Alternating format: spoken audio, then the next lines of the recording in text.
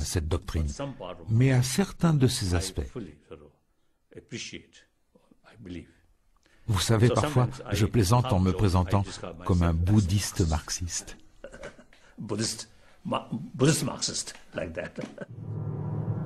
Un circuit d'1 an à découvrir la Chine des réalisations du socialisme et un monde de technologie que le Tibet ignore vont le convaincre des avantages de la modernité.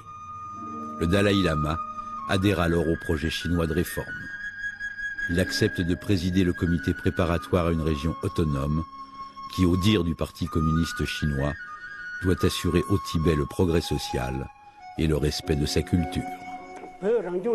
En réalité, ce comité préparatoire avait été mis en place pour contrer l'autorité du gouvernement local. À première vue, le nom de ce comité sonnait très bien, mais son véritable objectif était de faire disparaître le gouvernement tibétain.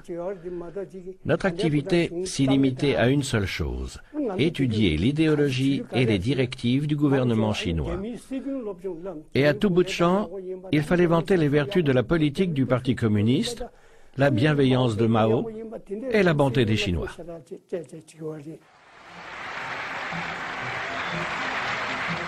Le comité préparatoire était la deuxième phase du plan maoïste. Les 2 grands lamas ont été neutralisés à Pékin et leur pouvoir dans le comité n'est rien face à celui du parti.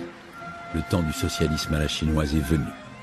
Comme la Chine, le Tibet doit être égalitaire, dirigé par le seul parti communiste et surtout débarrassé de la religion.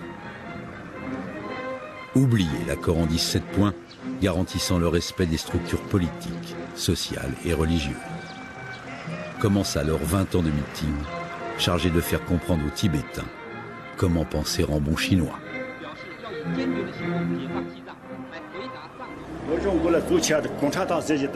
Leur éducation politique, c'était nous faire rentrer dans la tête que le Parti communiste est comme un soleil et que les communistes sont comme des parents pour le peuple tibétain et tous les peuples du monde. Comme j'avais de la terre, ils m'ont classé dans la catégorie des propriétaires fonciers. Les Chinois disaient qu'avec les classes dirigeantes et le clergé, on était des capitalistes maléfiques, des ennemis du peuple, avec des idées anticommunistes. Au moine réincarné, ils ont dit qu'ils n'étaient ni des dieux ni des esprits, et que la religion est inutile. Puis, ils les ont jetés en prison. La fracture était inévitable. En s'en prenant à la religion, c'est à l'âme du Tibet que la Chine s'attaque. Tout Tibétain se sait en sa vie présente n'être qu'un maillon d'une chaîne de réincarnation passées et à venir. Les sutras interminablement psalmodiés, les rouleaux inlassablement tournés, les moulins à prière, objets du quotidien, les koras, ces cercles sans foi accomplis autour des lieux de culte, les chemins parfois en centaines de kilomètres parcourus en prosternation. Le maître chinois n'y verra que rites absurdes, superstitions devant disparaître. Ce sera l'erreur de Mao. L'éradication de la religion qu'il fait entreprendre va mettre le Tibet à feu et à sang. Et le Dalai Lama se souviendra qu'il est davantage bouddhiste que marxiste.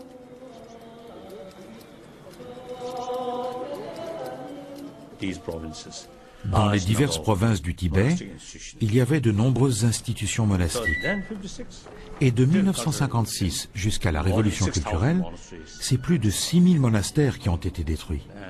Et des centaines de milliers de moines, au bas mot entre 100 000 et 200 000, qui ont été tués ou placés en camp de travail, sans compter ceux qui se sont enfuis en Inde.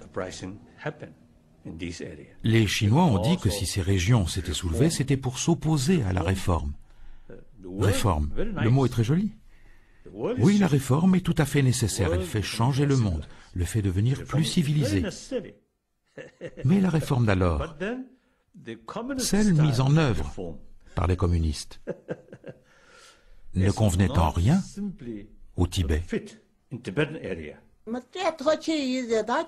À partir du moment où on ne pouvait pas suivre notre religion, alors ça n'allait plus. C'est pour ça que des rébellions ont éclaté dans les régions de l'Amdo et du Kham. On leur a bloqué la route de Lhasa. La rébellion a duré 3 ans. Elle a commencé en 1956. 57, 58... Oui, c'est ça, 3 ans. Le 10 mars 1959, alors que les rebelles du CAM se sont repliés sur Lhasa et que des proclamations anti-chinoises sont affichées sur les murs, le mot tabou d'indépendance est hurlé dans les rues. Alarmée de la rumeur d'un enlèvement programmé du Dalai Lama par l'armée chinoise, la foule se masse en écran protecteur autour du palais du Norbulinka. Les troupes chinoises lancent quelques tirs de semonce.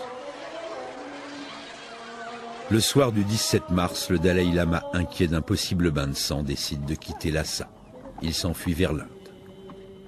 La rupture sino-tibétaine est consommée.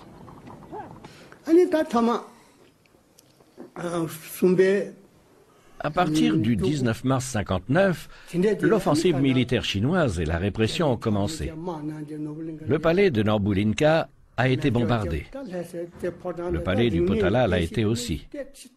Tous les bâtiments de Lhasa qui recélaient des trésors de la culture tibétaine ont été pilonnés et souvent complètement détruits. Et c'est des milliers de Tibétains qui ont été massacrés. Autour du Norbulinka,